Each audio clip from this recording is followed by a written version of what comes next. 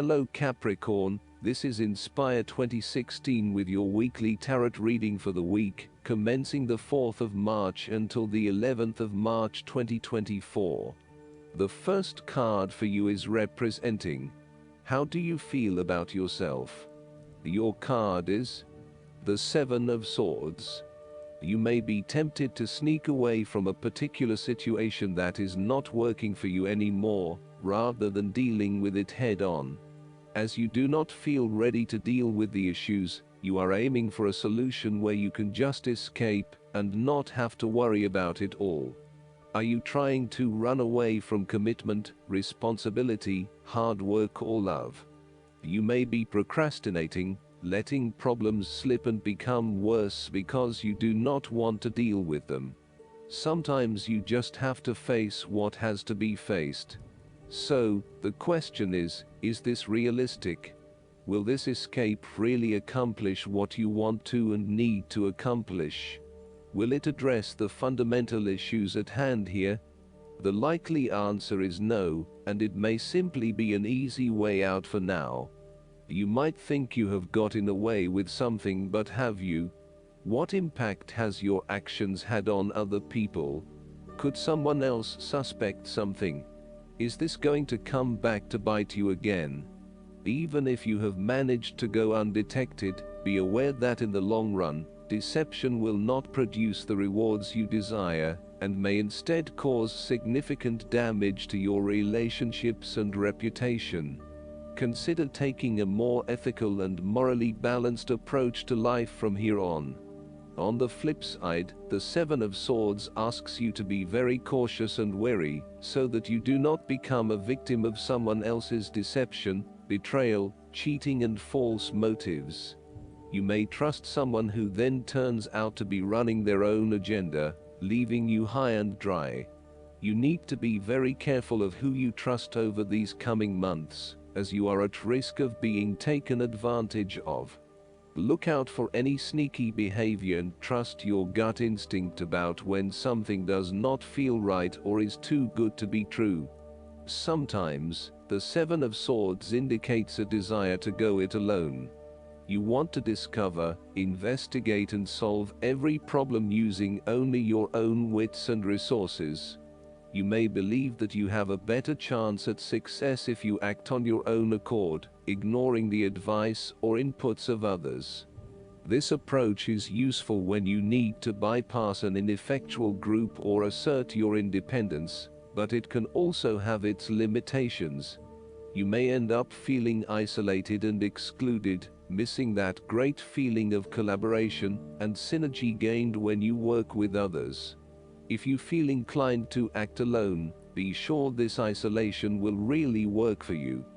The second card for you is representing, what do you want most right now? Your card is the Ace of Swords. This card represents a period of great insight and mental clarity. It signifies a breakthrough or an aha moment where suddenly conscious understanding and mental reasoning reach their peak, and achievement of goals suddenly becomes a lot easier. You have a new understanding of some issue that has been of concern, or, in a broader sense, a new worldview. This is a perfect time to clear away the fog that has kept you from seeing the inner truth, so that you can now cut to the heart of the matter.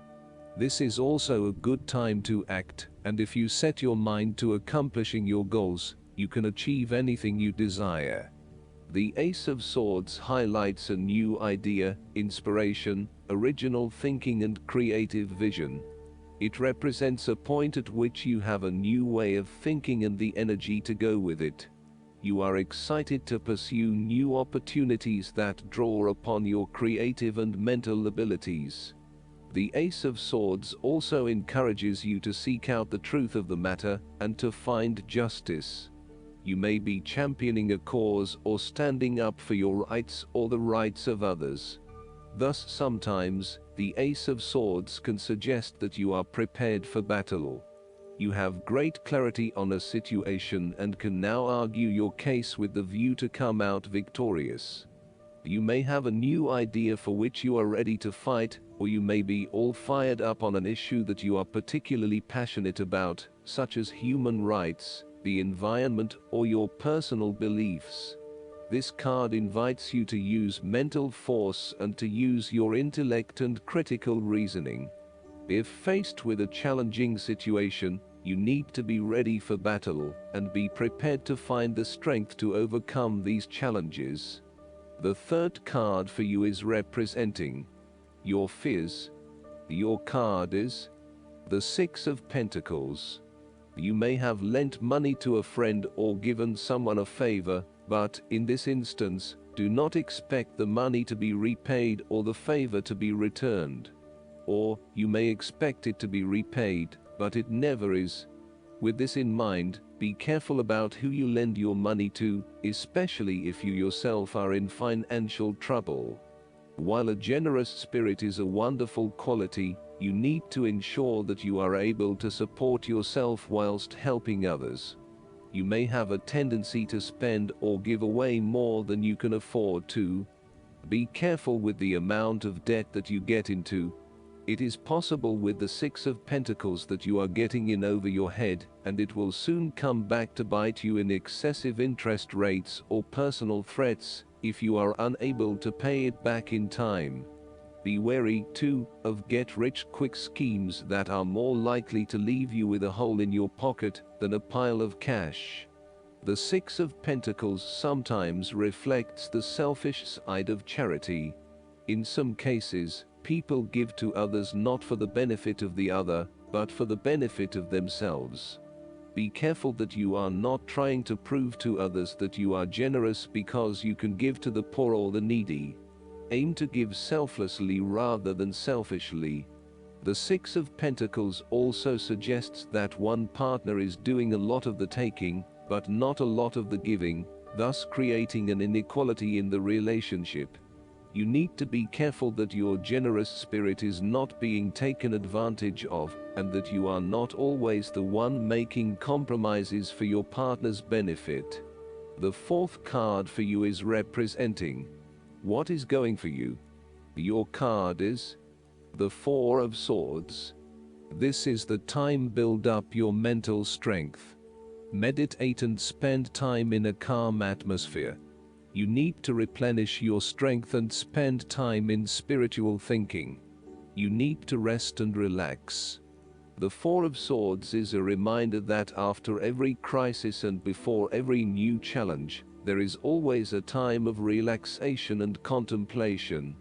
Constant stress and tension will break even the hardest and most resilient of people, but brief periods of rest enable you to refresh your energy, concentration and focus, ready for the next challenge. These rests should be used wisely to heal the body and ready the mind. The Four of Swords is also a sign that you can stop worrying, put down your defenses and take a breather from the chaos around you. For the moment there is a truce, and you can catch your breath without being attacked again. However, bear in mind that a truce and peace are not the same thing. The Four of Swords is a guarantee that challenges will return to your life as soon as you are ready to face them, so make the most of the stillness and quiet you have earned, but never lose sight of the fact that the battle is not yet over, and that there is still work to be done. This card suggests that now is the time to rest from some difficult times, perhaps the trauma of breakup or departure, relationship or family problems, financial and health worries, stress and conflict. Take a break. This is also not the time to make decisions, particularly when you are at your most vulnerable. The fifth card for you is representing what is going against you. Your card is the Six of Swords. You are trying to physically and mentally move from any past experiences which you know that have not been helping you. It is clear that you are experiencing some challenges in doing this, and no matter how hard you try to leave the past behind you, it keeps catching up with you. It is like there is something pulling you back to where you have come from, rather than allowing you to move on to new territories. What is hard is that there are a lot of unresolved issues from the past, which you had hoped you could just leave behind you, but they keep rearing their ugly head and preventing you from getting to that new place of being that you really want to be. There may also be moments when you doubt whether you are making the right decision in leaving behind your past, but this card gently encourages you forward, reminding you that you are This card may also suggest that you are resisting this necessary transition. Perhaps you feel that it has been forced upon you or that you were not included in the decision to move. For example, your partner may be required to relocate for work, and you must go along with him or her. What is important is that you look at the benefits of the transition, rather than focusing on the drawbacks, so that even if this transition is out of your control, you can at least look forward to something and get some sort of personal value out of it. In a relationship reading where the relationship is relatively new, the Six of Swords may indicate that you have not moved on from a past relationship and are carrying a lot of baggage with you. You need to work hard at leaving this behind you, otherwise it will continue to plague your current and future relationships. The last card for you is representing the likely outcome that you may have. Your card is the Page of Wands. You are experiencing a creative restlessness within you that is just waiting for some sort of expression, or you may be on the verge of some sort of discovery or new phase of life. The Page of Wands represents the sudden creative spark that comes to you, suddenly and unexpectedly, and that starts you down the road of a new creative vision. Thus, he encourages you to express yourself and your individuality with light-hearted abandon.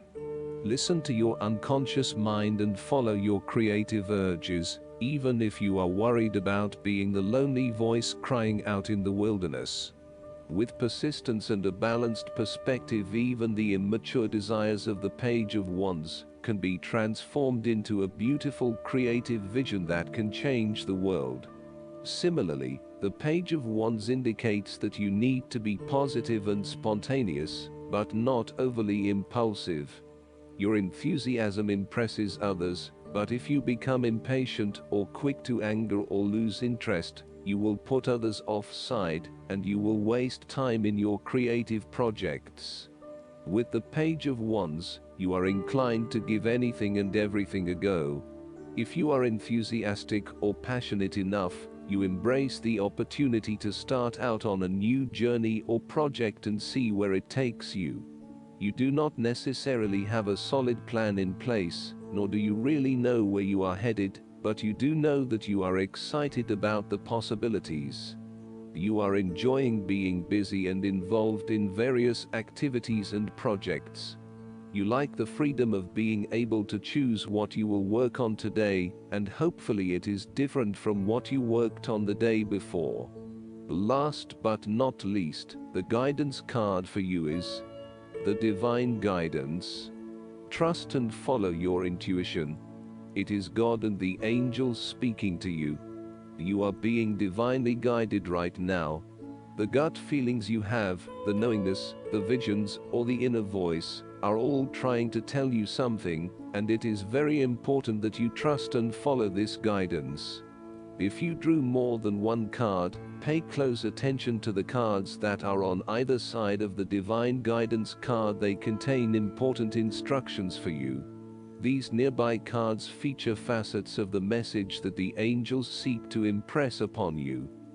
I hope that you enjoy everything, and if you like the reading, just please click subscribe and you will get instant notifications every time we publish a new video right to your YouTube.